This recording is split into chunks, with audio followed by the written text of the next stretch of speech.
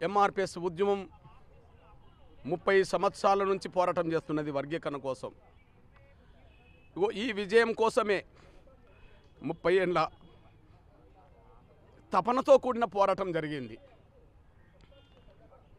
ఒక జాతికి జరిగిన అన్యాయాన్ని సరిదిద్దడం కోసం జరిగిన పోరాటంలో, జాతిని గెలిపించుకోవడం కోసం జరిగిన పోరాటంలో ఎంతోమంది ఎంఆర్పిఎస్ నేతలు తమ ప్రాణాలను కోల్పోయారు.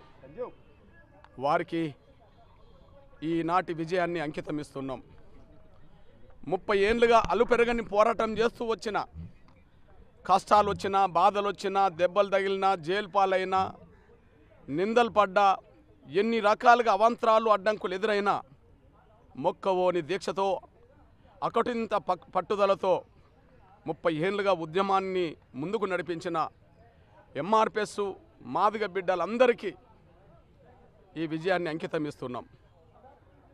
అదే సమయంలో జాతి యావత్తు 30 ఏళ్ళు ఉద్యమం వైపే నిలబడ్డది. ఎన్నో కుట్రలు, ఉద్యమాన్ని దెబ్బతీసే కుట్రలు జరిగినాయి. ఎంతోమంది స్వార్థపరులు వెన్నుపోట్లు పొడిచే ప్రయత్నం చేశారు.